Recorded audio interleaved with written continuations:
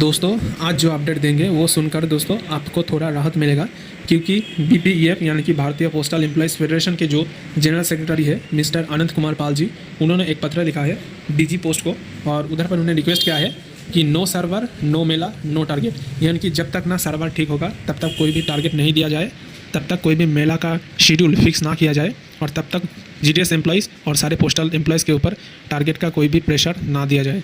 तो इधर पर देखिए उन्होंने क्या कहा है, सब्जेक्ट पर लिखा है request to defer mela procurement drives and login targets until APT 2.0 software stabilization regarding, यानी कि जब तक ना एपीटी 2.0 का सर्वर जो है वो पूरी तरीके से स्टेबलाइज हो जाए तब तक किसी भी तरीके का कोई भी लॉगिन डे, टारगेट या फिर प्रोक्योरमेंट ड्राइव यानी कि बिजनेस प्रोक्योरमेंट ड्राइव जिसको मेला कहा जाता है वो सब कुछ का डेट ना दिया जाए।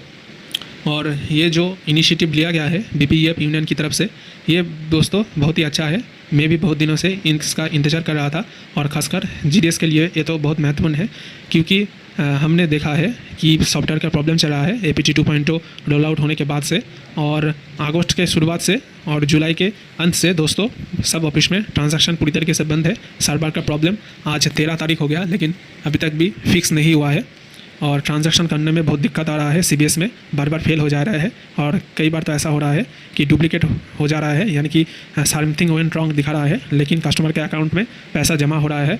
और ख़ासकर डिलीवरी में भी बहुत परेशानी हो रहा है, क्योंकि जो डिलीवरी का ऐप दिया गया है डोर स्टेप सर्विसेज यानी कि डीएसएस, उसमें बहुत दिक्कत आ रहा है। उस ऐप की मदद से डिलीवरी दिखाया नहीं जा रहा है क्योंकि बहुत प्रॉब्लम है, हैंग हो जा रहा है पूरा सिस्टम।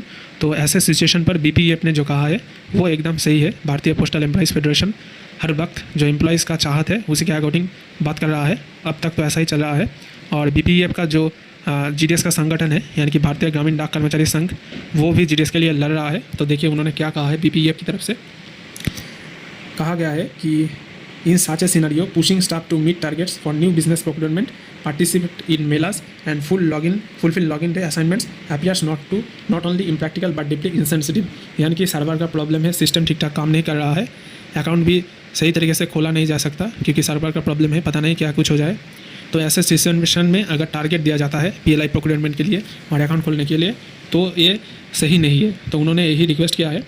और दोस्तों कई सारे डिवीज़न में तो पीएलआई का टारगेट भी दिया जा चुका है, बोल रहे हैं कि 25 अगस्त से पीएलआई का ड्राइव का डेट दिया जाएगा और पीएलआई प्रोक्योर करना है। अभी तक सर्वर ठीक नहीं हुआ और इन लोगों का टारगेट शुरू हो गया। तो नीचे देखिए और भी कई सारे बात कहा गया है कि अगर कोई कस्टमर खुश है डिपार्टमेंट के सर्विस से तो वही सबसे बड़ा एडवर्टाइज़र है डिपार्टमेंट के लिए। लेकिन अगर कोई कस्टमर अगर नाखुश है, अगर खुश नहीं है डिपार्टमेंट से, सर्वर प्रॉब्लम की वजह से हो सकता है या फिर कोई भी प्रॉब्लम की वजह से हो सकता है, तो वो डिपार्टमेंट की सबसे ज़्यादा निंदा करेंगे और ऐसे करके कस्टमर का जो बेस है डिपार्टमेंट ऑफ पोस्ट का वो धीरे धीरे ख़त्म हो जाएगा। इसलिए यही कहा गया है। देखिए और पेयर किया गया है ABC 3 पॉइंट पर कि इधर पर फर्स्ट जो पॉइंट है कि जब तक ना APT 2.0 सॉफ्टवेयर पूरी तरीके से ठीक हो जाए तब तक कोई भी मेला टारगेट का डेट ना दिया जाए। दूसरा है दोस्तों कि सस्टेनेबल बिजनेस ग्रोथ के लिए डिपार्टमेंट के ये बहुत ज़रूरी है और इससे जो कर्मचारी है उनके भी मनोबल बढ़ेगा और सिस्टम पर अगर फोकस किया जाए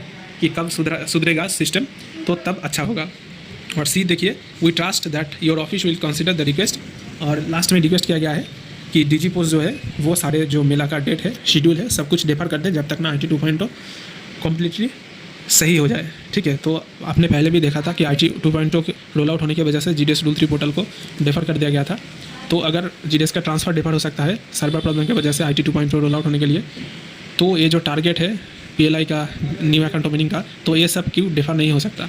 तो बहुत सारे प्रॉब्लम हम सब लोगों को भी भुगतना पड़ रहा है, जो बीपीएम है एबीपीएम सबको, और जो कस्टमर है वो भी बहुत परेशान हो रहा है।